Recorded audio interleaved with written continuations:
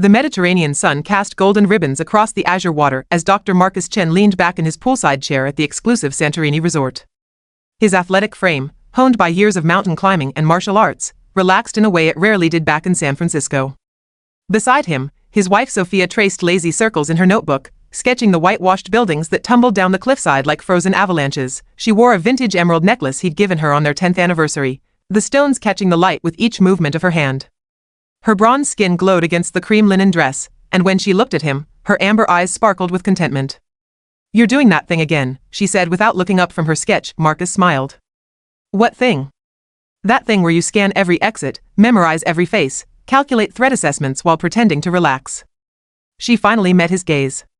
"We're in Greece, Marcus. The most dangerous thing here is the ouzo." He chuckled, reaching for her hand. "Old habits." "CIA habits," she corrected gently. "Which you left behind 3 years ago. You're an architect now. We design buildings, not operations." Marcus squeezed her fingers. "For you, I'll try to just be a tourist." Sophia set down her notebook and stood, stretching. "Good. Because I'm going to freshen up before dinner. Try not to stage a tactical assessment of the buffet while I'm gone." He watched her walk toward their suite, the emerald necklace glinting against her back. Marcus had met Sophia during his final year with the agency. She'd been consulting on a project involving architectural security for embassies. She'd seen through his cover in about 5 minutes, called him out over coffee, and somehow that brutal honesty had become the foundation of everything they built together. Now they ran Chen and Associates, designing sustainable housing projects for underserved communities. It was meaningful work, honest work. The kind that let him sleep at night. His phone buzzed. A text from their project manager back home. "Board meeting moved to Tuesday. Enjoy your vacation." Marcus pocketed the phone and signaled the waiter for another drink. Maybe Sophia was right. Maybe he could just be normal for once. The sunset painted Santorini in shades of copper and wine as they made their way to the cliffside restaurant. Sophia had changed into a midnight blue dress that made her look like she'd stepped out of a vintage film. The emerald necklace rested at her throat, a perfect compliment. "This place is supposed to have the best moussaka on the island," she said as they were seated on the terrace. Below them, the Aegean stretched endlessly, dotted with distant sailboats. They ordered wine, laughed about the eccentric British couple they'd met at breakfast, made plans for tomorrow's boat tour. Marcus felt the tension he'd carried for years slowly unwinding.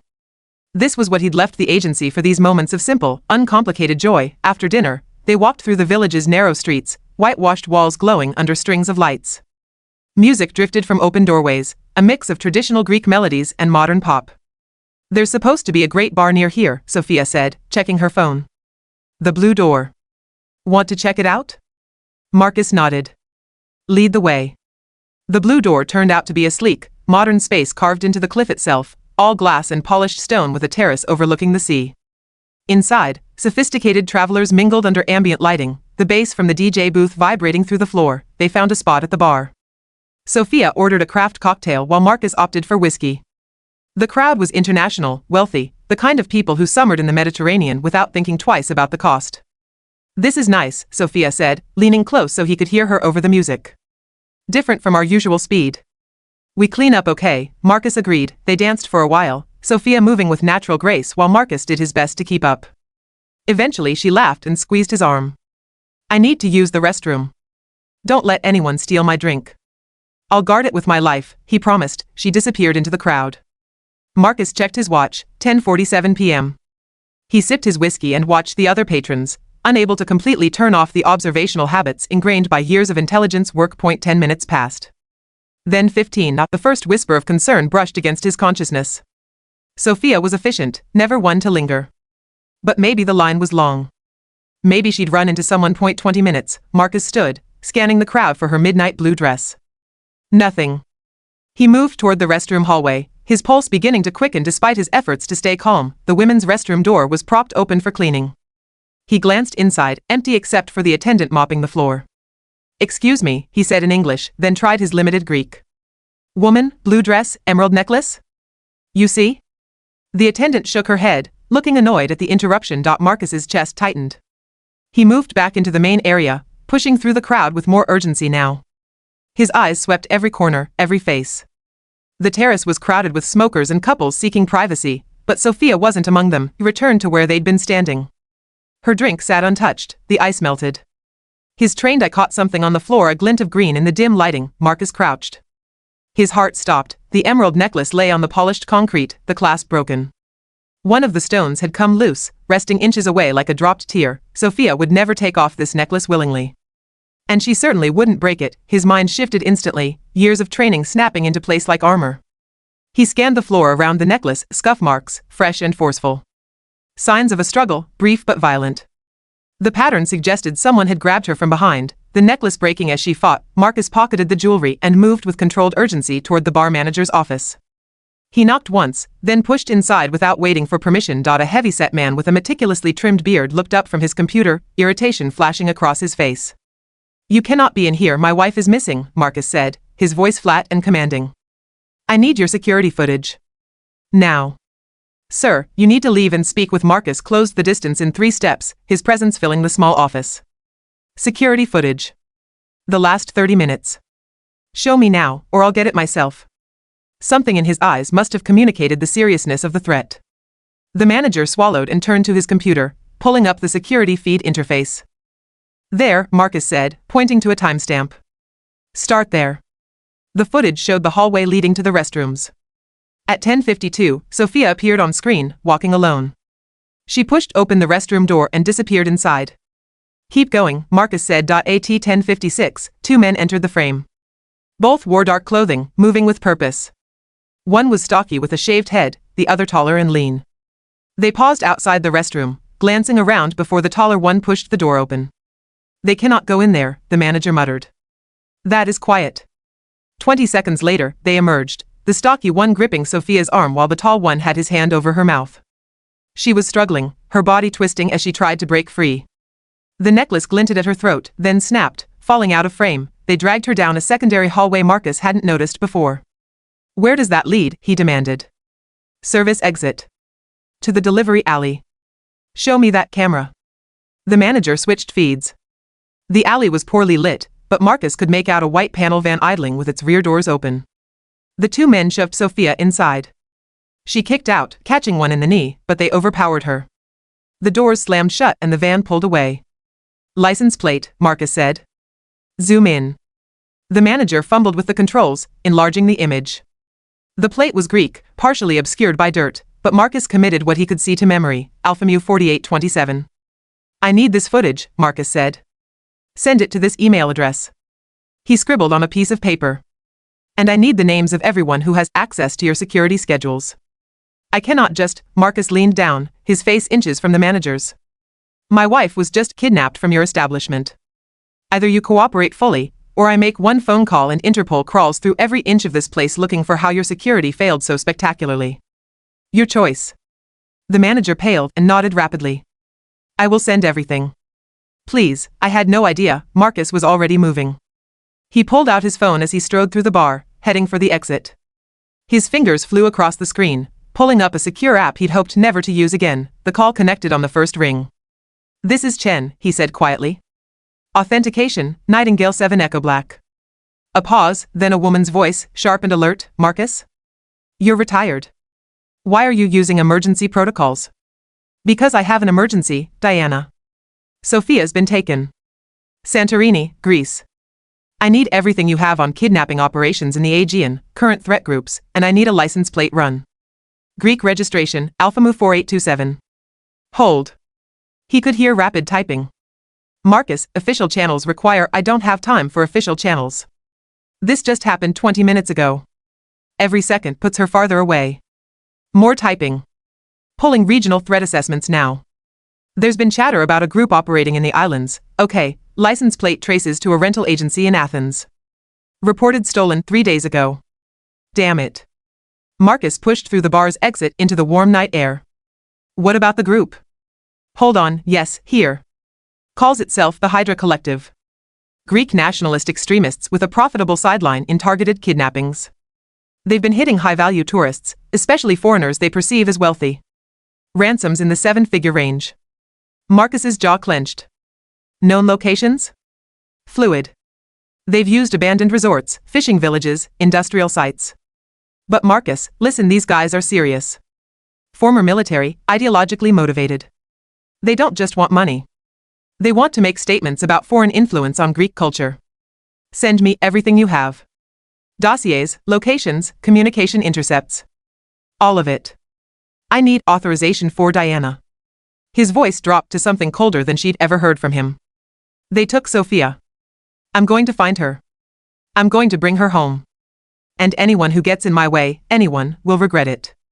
Now send me the files or I'll hack them myself and you can explain to the director how you let a retired agent compromise the system. A long pause. Then, files incoming. Marcus, be careful. These people don't play. Neither do I. He ended the call and immediately opened the secure email. Files began downloading: surveillance photos, intercept transcripts, a map marked with suspected Hydra locations. His phone buzzed with another incoming call. Unknown number. Marcus answered, his voice controlled. Speak. A man's voice, accented but fluent in English. Dr. Chen. By now you've noticed your wife is absent. Don't bother with the police. We have eyes everywhere. What do you want? A dry chuckle. Straight to business. Good. We want 5 million euros. You have 48 hours to arrange the transfer.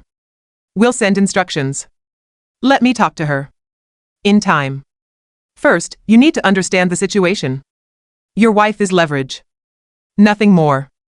Pay, and she returns to you unharmed. Refuse, or involve authorities, and, well, the Aegean is very deep. Marcus's free hand clenched into a fist. If you hurt her, you'll what? You're just an architect, Dr. Chen. A wealthy American tourist. You'll pay because that's what people like you do. You'll pay because you have no other choice. You're making a mistake. No, Dr. Chen. You made the mistake of flaunting your wealth in our homeland. 48 hours. We'll be in touch. The line went dead. Marcus stood in the alley behind the bar, the sounds of music and laughter drifting from inside. His breathing was controlled, his mind already running through scenarios. They thought he was just an architect, just another rich American to be squeezed. They had no idea what they'd actually taken. He pulled up the map on his phone, cross-referencing it with the files Diana had sent. 3 suspected Hydra locations within driving distance of Santorini. One was an abandoned resort on the southern coast. Another, a warehouse complex near the port. The third, a compound in the hills above OIA. His phone buzzed again. Diana, be careful. Consider waiting for support. Marcus typed back, no time. They're expecting me to be helpless. That's my advantage. He pocketed the phone and moved toward the rental car, his mind already shifting into operational mode. The tourist, the architect, the husband desperately in love, all true. But underneath, dormant for 3 years, the intelligence operative remained. Sophia had asked him to leave that life behind. He had, gladly. But now that life skills were the only thing that could save her, and God help anyone who stood in his way. Marcus drove through the Santorini night, the island's famous beauty lost on him as his mind calculated angles and probabilities. He'd returned to their hotel room long enough to retrieve his go-bag old habits dying hard. He'd packed tactical gear even for a vacation, much to Sophia's amusement. Now, dressed in dark tactical pants and a compression shirt, he checked his equipment in the parking lot of a shuttered restaurant. The Glock 19 he'd kept despite retirement, magazines loaded with hollow points. A combat knife, matte black to avoid reflection. Night vision monoculars. And a small med kit, because Sophia might need it. His phone rang. Diana again. I pulled more intel, she said without preamble. The Hydra Collective's leadership is interesting. Former Greek Special Forces, dishonorably discharged after an incident in Cyprus. Leader goes by Alexios, probably not his real name. He's smart, ruthless, and genuinely believes he's protecting Greek culture from corruption. Psycho profile? True believer with mercenary instincts. He'll keep Sophia alive as long as she's worth money, but he won't hesitate to make an example if he thinks it serves his cause. Marcus, there's something else. Signals intelligence picked up increased chatter around the old Aphrodite resort. It's been abandoned for 5 years, but someone's been drawing power from the grid. Could be your target. Marcus pulled up the location on his phone. Isolated, defensible, multiple exit routes. Perfect for a kidnapping operation. I'm heading there now.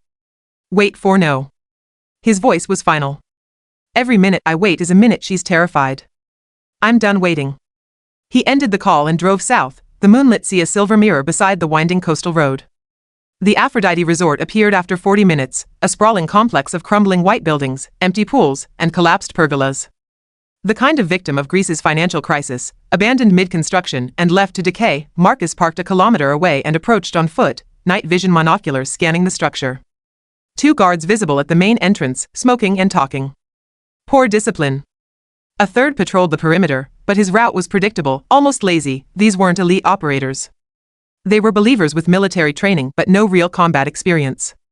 That was good. Marcus circled wide, approaching from the seaward side where erosion had created natural cover.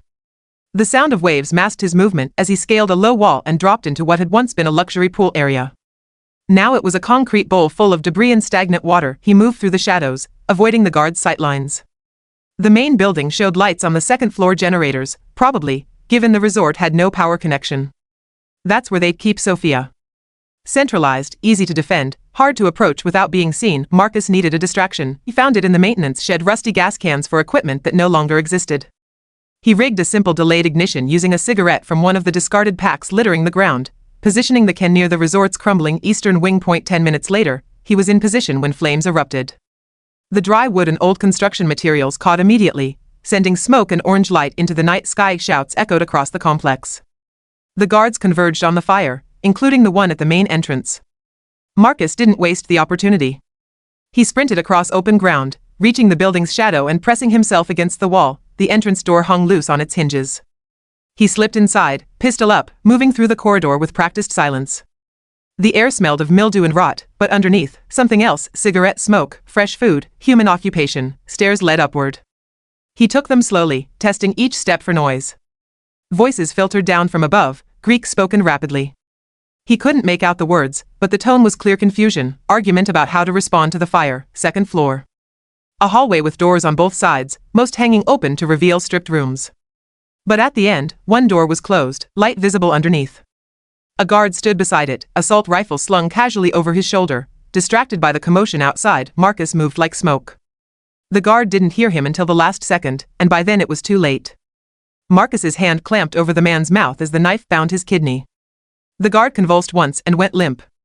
Marcus lowered him silently to the floor. He tried the door, locked. Of course. Sophia, he called quietly. It's me. Stand back from the door. A pause, then her voice, muffled but unmistakable. Marcus? Back away. Now. He kicked the door near the lock, cheap wood splintering easily. The door crashed inward, and there she was, sitting in a metal chair, hands zip-tied to the armrests, a bruise darkening her cheek but her eyes fierce and alert.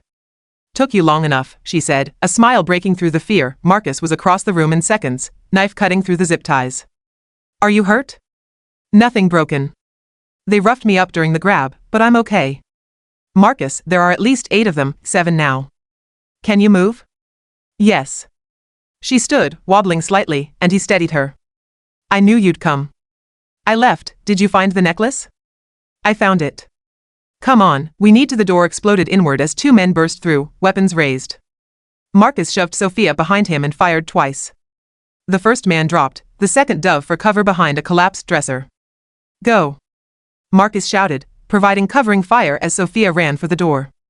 She paused just long enough to grab the fallen guard's pistol, and then they were moving, racing down the hallway as gunfire erupted behind them. The stairwell was a kill box, voices echoing from below as reinforcements climbed toward them. Marcus grabbed Sophia's arm and yanked her toward a different door. This way. They burst into what had once been a suite, now a hollowed shell. The balcony doors hung open, revealing a drop to the pool area below. You're kidding, Sophia said, looking at the 3-story fall. Aim for the pool. It's empty. Trust me. He grabbed her hand and they ran, launching themselves into space as bullets stitched across the wall behind them. For a moment they were airborne, the night air rushing past, then they hit, not the pool but an awning that had collapsed into it, the fabric providing just enough give to break their fall without breaking their bones. They rolled apart, both gasping. Marcus was up first, pulling Sophia to her feet as shouts echoed from above. Can you run? Watch me. They sprinted across the complex, using the fire as cover. The eastern wing was fully engulfed now, flames reaching for the sky. In the chaos, with guards trying to manage both the blaze and the escaped prisoner, Marcus and Sophia made it to the perimeter wall. They were climbing over when a voice cut through the night. Stop. A man emerged from the shadows, tall, lean, with the bearing of a commander. Alexios, Marcus realized. The leader. He held a pistol trained on them, his face calm despite the chaos behind him. Dr. Chen, Alexios said in perfect English. You're full of surprises. Not just an architect, I think. Marcus positioned himself between the gun and Sophia. Let us go. It's over. Over? No, Dr. Chen. This is just beginning. You've destroyed my operation here, killed my men. Did you think there would be no consequences? Your operation was dead the moment you took her, Marcus said quietly. You just didn't know it yet. Alexios smiled, cold and sharp. Brave words. But you're surrounded, outgunned, and I still have, he never finished the sentence. Sophia, who'd been quietly working a stone loose from the wall, hurled it with shocking accuracy.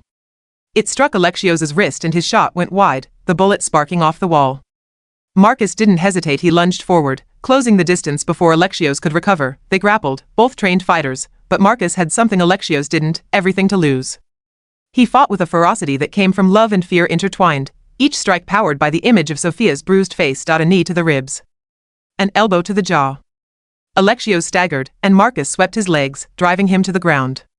One final blow, precisely placed, and Alexios went limp. Marcus. Sophia's voice was urgent. More guards were coming. He grabbed Alexios's pistol and fired 3 shots into the air, the signal he'd arranged with Diana before going dark. Within seconds, helicopters appeared over the horizon, searchlights cutting through the darkness, Greek police, coordinated by Interpol. Diana had come through after all. As authorities swarmed the resort, Marcus pulled Sophia close, his arms wrapping around her like he could physically shield her from everything that had happened. It's over, he whispered into her hair. It's over. She pulled back just enough to look at him, tears cutting clean tracks through the dirt on her face. You came for me. Always. Every time. Forever. They stood there as the dawn began to break over Santorini, painting the sky in shades of gold and rose.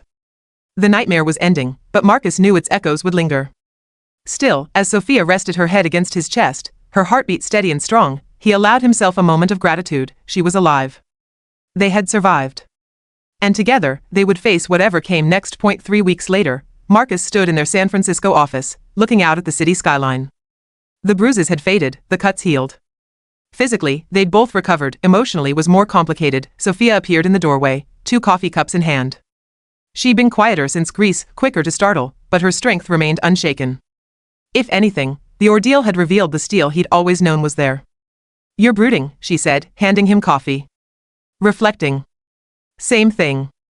She joined him at the window. Diana called. They've dismantled the entire Hydra network. 17 arrests, 3 countries. Alexios is facing life in a Greek prison. Marcus nodded. Justice, such as it was. She also said, Sophia continued carefully, that the agency wants you back. Consulting role, remote work mostly. They were impressed by everything. He turned to look at her. What do you think? Sophia was quiet for a long moment. I think the man who saved me wasn't just the architect I married. He was also the operative I met 10 years ago. And I think pretending that part of you doesn't exist, maybe that's not fair to either of us. I left that life for you. I know. But Marcus, here's what I learned in that room. I don't need you to be someone you're not to protect me. I fell in love with all of you, the analyst, the warrior, the builder. Maybe the question isn't whether you go back, but how we move forward with honesty about who you really are. Marcus set down his coffee and took her hands. I don't want that life to consume us. So we set boundaries.